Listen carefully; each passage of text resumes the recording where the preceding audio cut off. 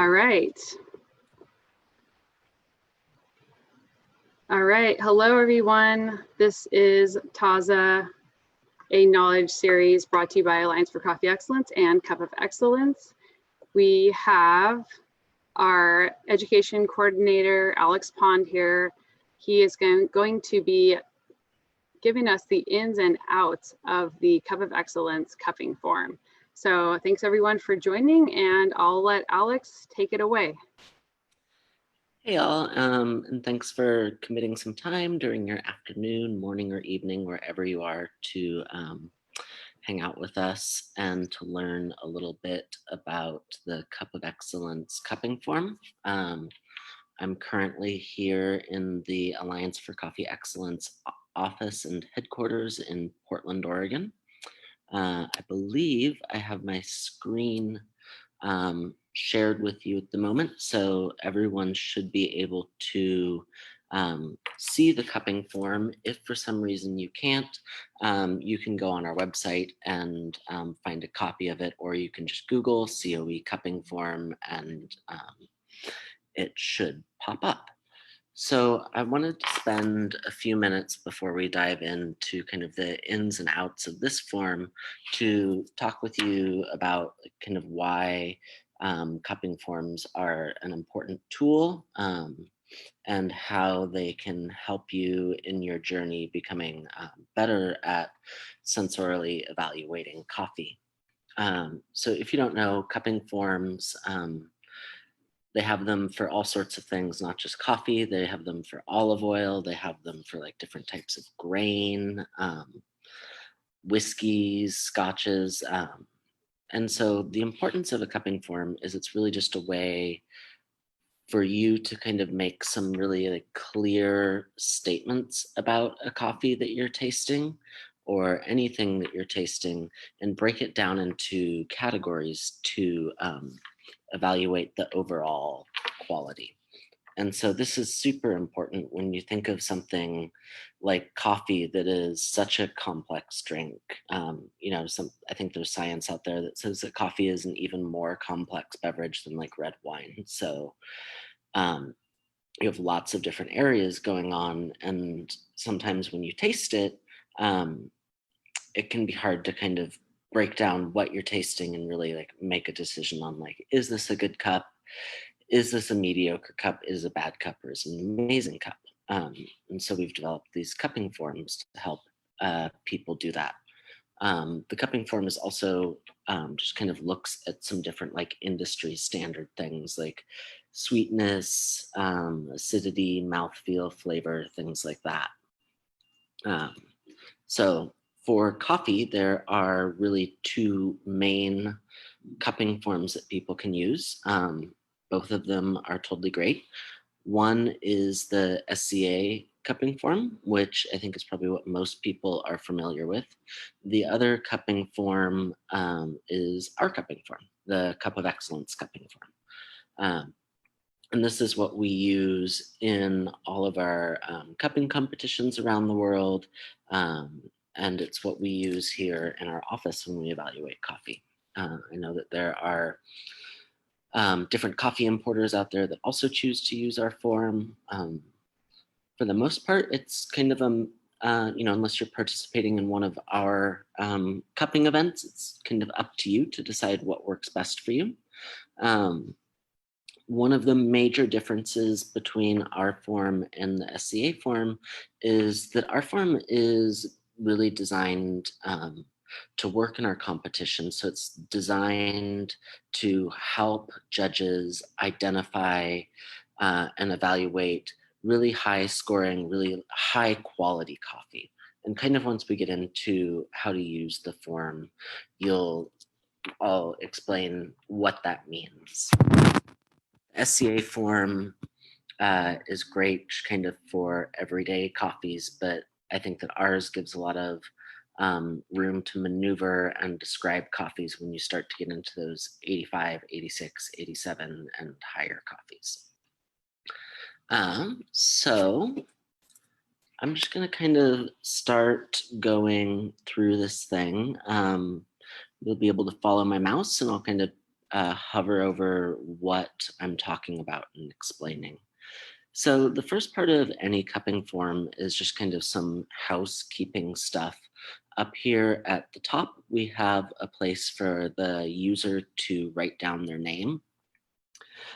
This little section right here next to the pound sign or hashtag, whatever you want to call it, this is a place for your cupper number. So in each COE competition, we give our cuppers their own randomized 3-digit cupping code. So potentially Anna's could be 212, mine could be 514. It's totally random. And the reason that we do this is so that when we share cupping data back with the cuppers, it can be shared with them in a group setting, but anonymously, so that no one feels called out or ashamed of their scores or any of that. We want to make sure that people feel super comfortable. If you continue to move over, there's a space for the date. And next to that is the round. So in the COE competitions, if you were on an international jury, there would be 2 rounds of cupping.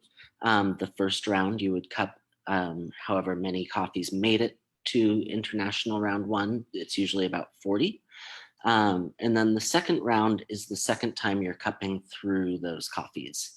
Some of those coffees may have been eliminated in the first round because they didn't score high enough, but the second round is just the second round of cupping a group of coffees. And then in COE competitions, there is also a third round in the competitions that happen in country, and that's where we cup through the final top 10 coffees, the coffees that have scored the highest throughout the week. Next to that is so during the competition, if it's your first round, you would just circle round 1. A round usually takes a full day. Sometimes it can take 2. Next to that is the session. So this is the actual cupping that you're doing. So it would be round 1. If it's the first cupping of the day, it would be session 1, and so on. Next to that is a space for your table number. We collect data on table numbers and keep track of that. That way, if a defect appears during the cupping, we can say, okay, everyone who cupped at table 8 should have that marked as a defect. Just kind of a little way for us to keep track of what's going on. And next to that is finally the country that you're cupping. So here in the office, we just got done cupping all of the coffees that were the top 40 coffees for Guatemala this year. So in our case, you would have written Guatemala right there. Over here on the left side of the page is a spot for your sample number. Each of the coffees that get submitted, you see here, they have 3-digit codes, and those codes are laid out on the table for the cuppers to use. We try and avoid using codes like 1, 2, 3, like numerical order codes, and we prefer these randomized 3-digit codes because it makes it harder for people to be like, coffee number 7. I just always love coffee number 7. It takes out that kind of implicit bias that some people can have towards certain numbers. And so there's space on each form to evaluate 10 coffees. And that's because in most of the COE competitions, you'll be cupping, you'll be evaluating 10 coffees at a time. So it's a lot of work. So moving on from that, there are 8 categories on this form that are categories where coffees can gain points or lose points, possibly. And then there are 3 categories on the side. So the first one that you're going to see is roast color. In COE competitions, we don't score coffees based off of the way they're roasted. We do a lot of work to ensure that all of the coffees are roasted to kind of their sweet spots to bring out the maximum potential for flavor in the coffee, we also do a lot of work to ensure that all of the coffees are roasted to a similar level. But we do provide this space in case there is an issue with roast. This way, the panelist or whoever's using the cupping form can make a little note whether it was too light, too dark. Some people like to indicate that yes, they found that every roast was just right. And then there's space down here for them to write a few comments. But we're not going to score roast. We're really trying just to focus on the coffees themselves. The next category over is aroma. In the COE competitions, there is time provided for our judges and panelists to evaluate the aroma of the coffee before water is added and before we start slurping. There's 3 phases for this. The first is dry aroma. So all of our panelists will go through and evaluate the dry aroma of the ground beans in each cup.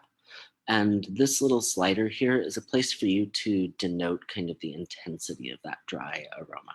So 1 would be very light, 2 would be kind of medium intensity, and 3 would be a strong intensity.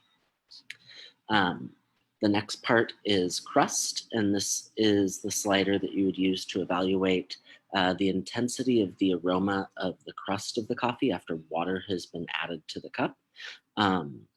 Again, 1 light all the way up to 3 intense. And finally, my personal favorite is the break.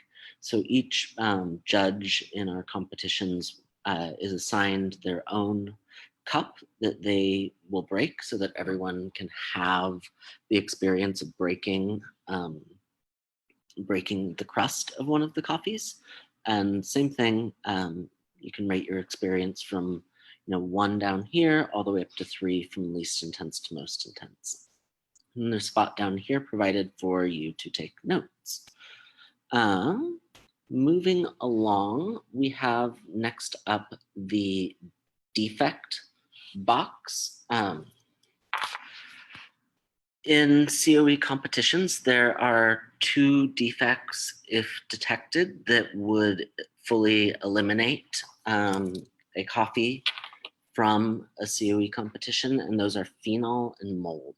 So if any time during the whole cupping process that a coffee is going through to get into a COE competition, phenol and mold are detected, that coffee would be eliminated.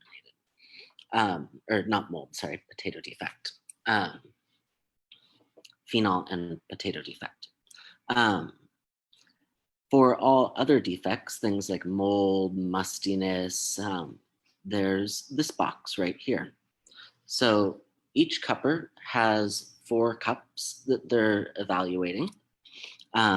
If we'll say mold is found in one of those cups, you would just write a number 1 in this box to identify 1 cup.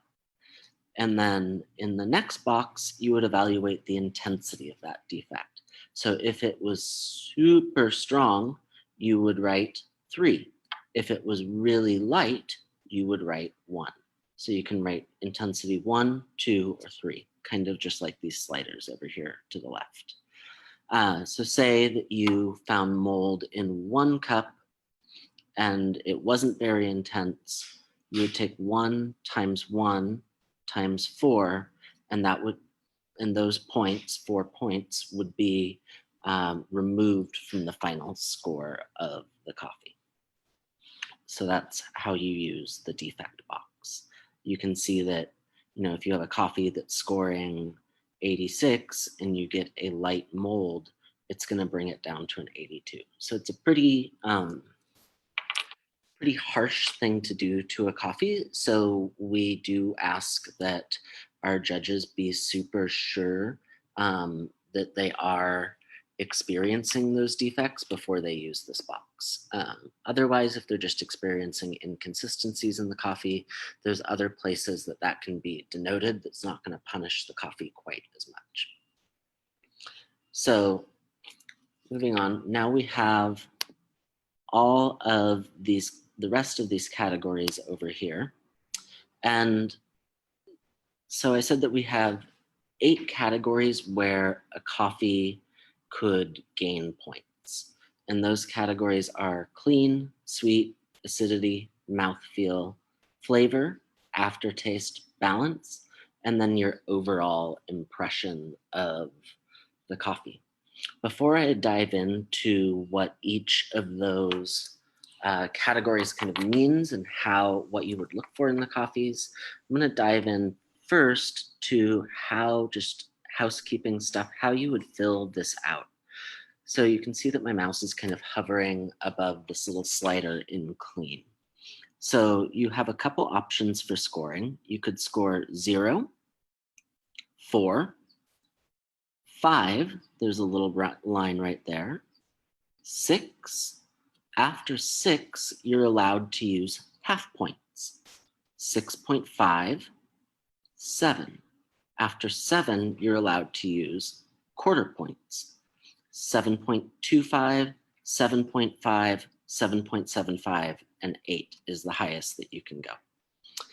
And so this kind of gets into what I was saying earlier about how this score sheet is really designed to put the focus more on higher scoring coffees and make it so that judges don't have to spend too much time evaluating those lower scoring coffees. So we don't want our judges in the COE competition, blowing out their palates and cupping too much, wondering if an already low grade coffee, if it's a 2, a 3, or a 4. We want them to be able to just make a clean distinction and say, oh, this is really, really dirty. It's a 0. I absolutely hate it. It's one of the most filthy things I've ever tried. Or 4, it's pretty cloudy, kind of airline coffee-esque. 5, decent. 6, yeah, solidly specialty, and then give them more nuance as they go forward. So again, when you see boxes that have these little sliders, the points available that you can use are 0, 4, 5, 6, 6.5, 7, 7.25, 7.5, 7.75, and 8. Over here, you'll notice if you follow my little mouse over to acidity, you'll notice that there's the same thing. So, same potential for how you're going to grade this.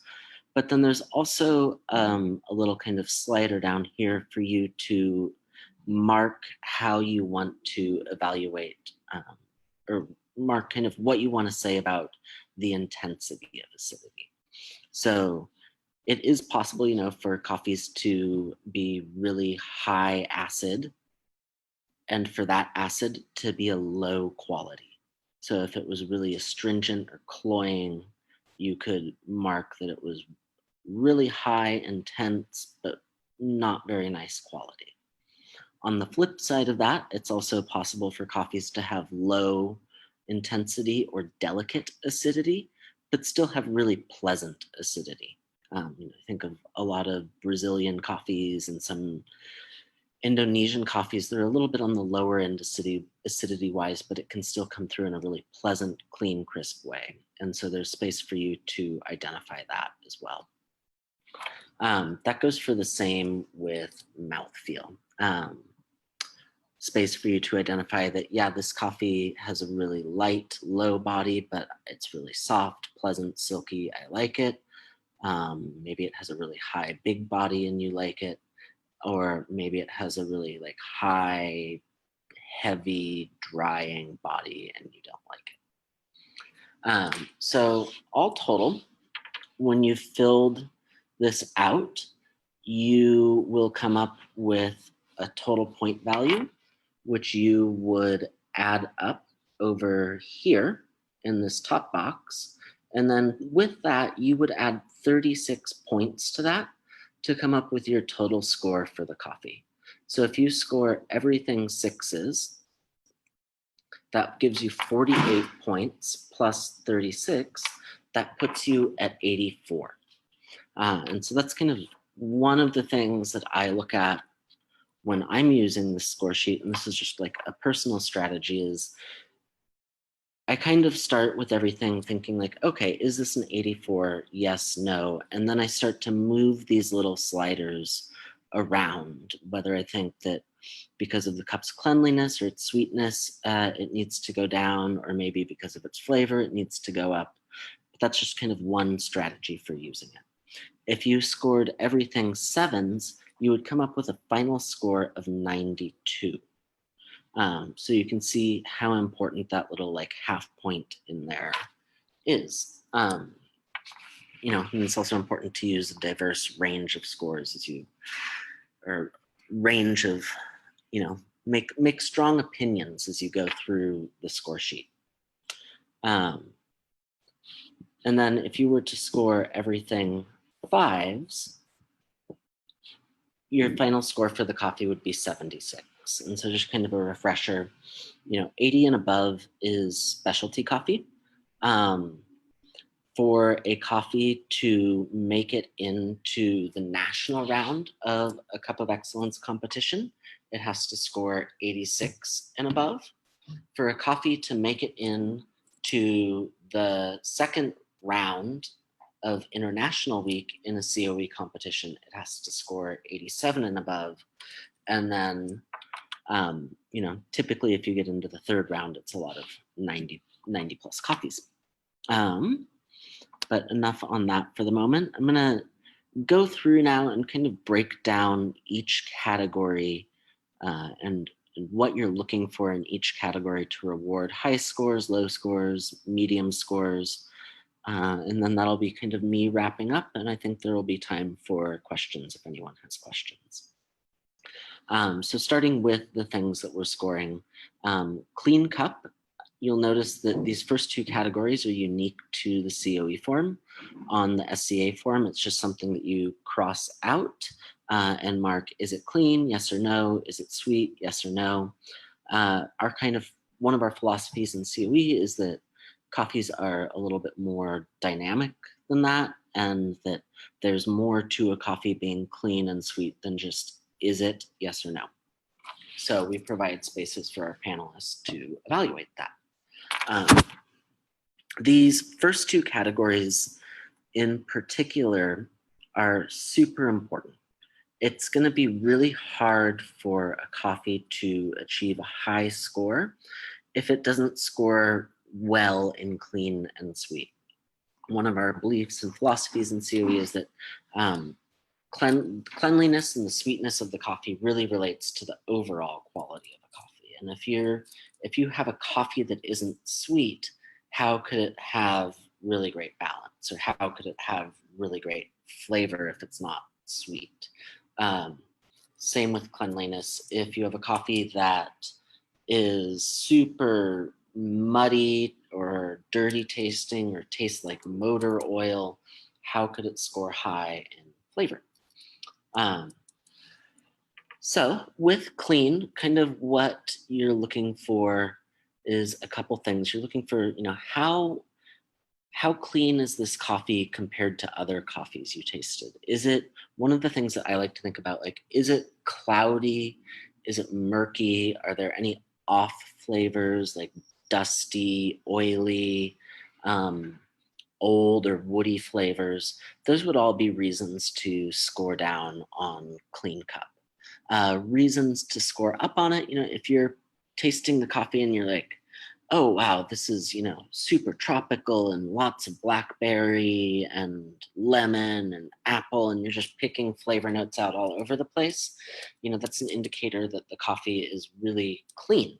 It's really easy for you to evaluate it. There's no off flavors. So that's a situation where you would want to score up on cleanliness. For sweetness, the way that you would evaluate that, it's pretty straightforward. Especially the more, I think some people have trouble grasping this category and they're like, well, all coffee has some sweetness. But the more you make it like a priority to like every day when you're just sipping coffee, to kind of think about like, how sweet is it? Like, you will really be able to tell, like, oh, this coffee's more sweet than that coffee. So, you know, another thing that you can look at with sweetness is if you look over at your flavor box and you see that you've written down, you know, brown sugar, molasses, honey, it's like those are all really sweet things. Your coffee probably has a higher sweetness. You know, if what you're perceiving is kind of a lot of bitterness, I always relate it to like, you know, cheap coffee you get on an airplane. Like that coffee has low sweetness. It's just not there. So really it's just, you know, up to you as a cupper to kind of like think like, how sugary does this taste to me? And evaluate it. Next up is acidity. Acidity is one of my favorite categories. I think it's really fun. It's really about how does the coffee kind of like sparkle in your mouth. A lot of people can say acidity is the sparkle in coffee. You know, coffee without acidity would be really bland and flat. But kind of, as I mentioned earlier, there's a couple different ways acidity can present itself. So if you have a coffee that you taste and you're like, whoa, that is, you know, super green apple and malic and tartaric, you know, you're getting that complexity, multiple layers of acidity. You know, you could make a note that it's high acidity and then score it higher. You know, if I was getting malic and tartaric and citric and it was really big and bright and juicy and pleasant, I might consider giving that a 7. If I tasted it and it just tasted like citric acid with no sweetness in it, you know, that would be lower scoring acidity. You know, maybe like a 5. If you taste, you know, if your coffee has like a nice kind of juicy orange acidity, depending on the quality, you might consider scoring it a 6 or more. You know, this all kind of goes back to you as a cupper and what you feel is appropriate based off of your taste memory with coffee. Next up is mouthfeel. And so again, this one, you know, coffees could have a low mouthfeel and still achieve a high score. I think of a lot of Ethiopian coffees, you know, and this is why we wanted to call it mouthfeel and not body, because we're really evaluating a couple things with this. You know, if a coffee has a low mouthfeel, but it's really soft and silky, then that coffee deserves a high score. You know, if a coffee has a really high, you know, intense, heavy, syrupy body, then it also deserves a high score. If a coffee is just thin and watery, that would be an example of a low or light mouthfeel and a low scoring coffee. If a coffee has really high body, but you know it's dry, that could be example of, you know, low scoring but heavy mouthfeel. So what we're looking for in this category to achieve those high scores are really the, you know, silky, soft, sweet, big, bright, juicy, heavy, syrupy, but you want it to be pleasant. And so we try and really give space for the cupper to identify whether it's light and pleasant, heavy and pleasant, or heavy and unpleasant, or light and unpleasant. Next is flavor. Flavor is super fun and easy. What you're identifying with this is really just what's in the cup. What are you tasting? Do you taste oranges? Do you taste limes? Do you taste wood? Do you taste cedar or pipe tobacco? What we're looking for in flavor is we're looking for positive flavors. You know, if you taste the coffee and it tastes like hot dogs, salmon, and motor oil, that would be an example of a very low flavor score. If you taste a coffee and it tastes like mangoes and lychee and red grapes, that would be an example of a higher flavor score. For me, if I taste, you know, just kind of like some chocolate, some caramel, it's kind of a middle flavor score. The more I'm able to pick out in a coffee and really kind of wax poetic about its flavors, the higher I'll be willing to score it in flavor. Next is aftertaste. This is pretty simple. It's just your experience with the coffee immediately after it has left your mouth. High scoring aftertaste. Some coffee, when you spit it out when you're cupping it, you have this really pleasant kind of retro nasal, like heavy experience going on with a lot of the residual flavor from the coffee still lingering. That could be an example of a really positive aftertaste. A really negative experience would be if the coffee left your mouth and it was drying or bitter. Coffee, whenever, and this kind of goes for all coffee across the board, espresso, filter coffee, cupping experiences, you should always have a pleasant, if you're drinking quality coffee, you should always have a pleasant experience after you've either swallowed the coffee or spit the coffee out. If you've spit the coffee out or swallowed it and you're not having a pleasant experience, it means that the coffee probably wasn't that good to begin with. So that's aftertaste. Next is balance. Balance is a category that can be confusing to people. Balance relates to your whole experience with the coffee. Did it hold up from the time it was hot all the way until it was cold? Were the flavors consistently good? Did they get better or did they get worse during your experience cupping the coffee? So that's balance. Balance is also how well do all of these aspects work together? If you have a coffee that maybe you're getting some really great flavors, but it's not very clean or not very sweet, that's not a balanced coffee.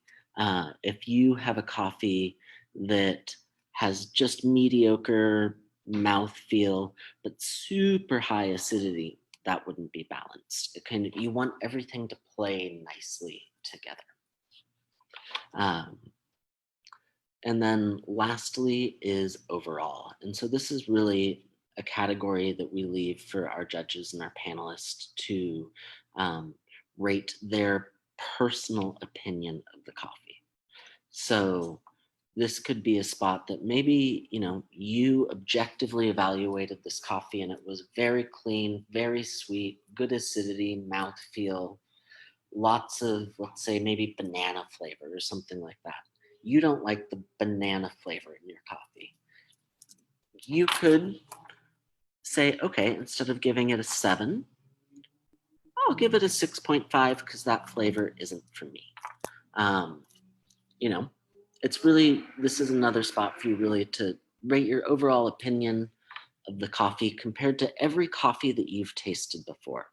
And so we really believe that, cupping is a skill and it's super important, to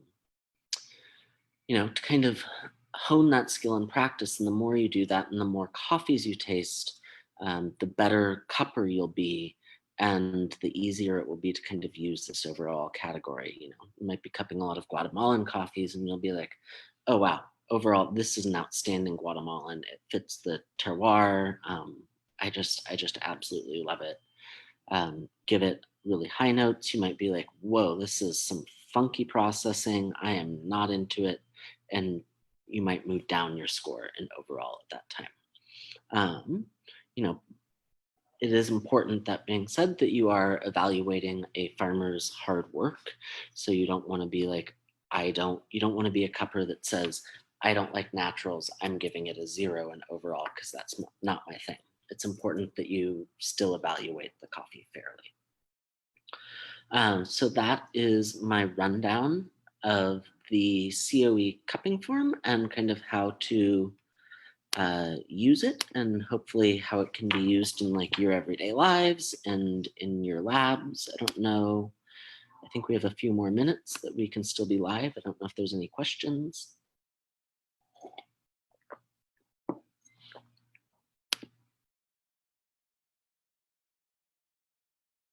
Anna?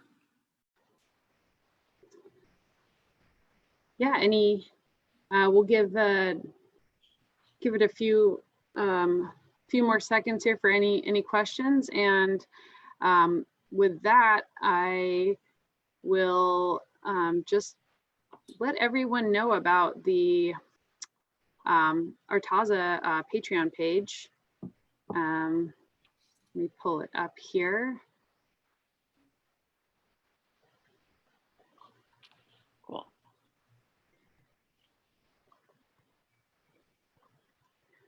So we are producing content like this, educational content, on our Patreon page, and we'll be publishing this this recording on our Taza Patreon page. But you can check it out and see some other interviews that we've done.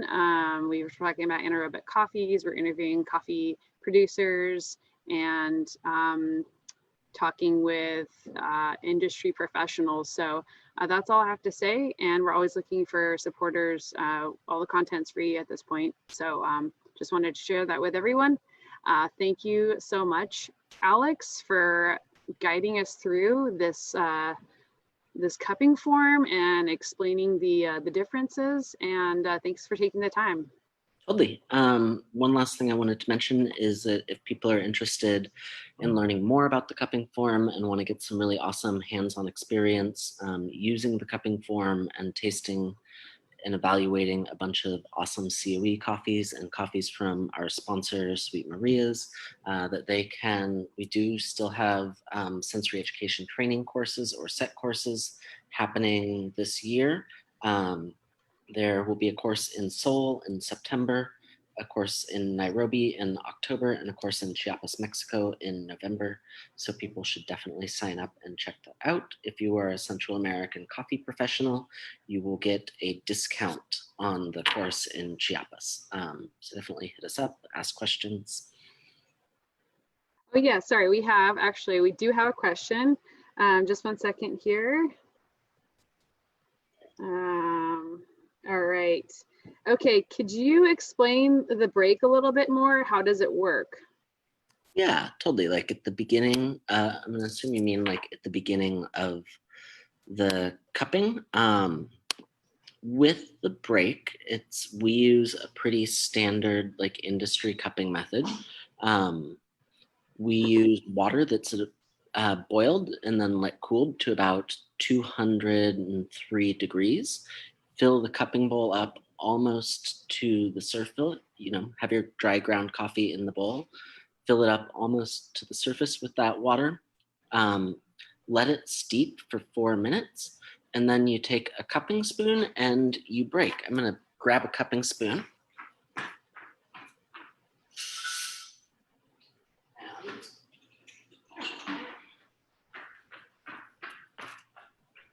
A bowl. So imagine that this is filled with coffee, kind of steeping, blooming like in a French press. Take your cupping spoon, hover down over the crust of the coffee, and just gently 1, 2, 3. You'll see some people softly break like this. Some people get really in there and stir. We take a more measured approach. We want to make sure that the crust does get fully broken, but we also want to make sure that we're not stirring the grounds at the bottom of the cup, because that would agitate them and potentially create for uneven extraction between your cupping bowls. So we just go really simple, spoon about halfway down beneath the surface, and then just 1, 2, 3. And that's the break. And then after that, once you've broken all your cups, you go through with 2 cupping spoons and skim the kind of foam. It's technically crema that's sitting on top of the cupping bowl off the bowl.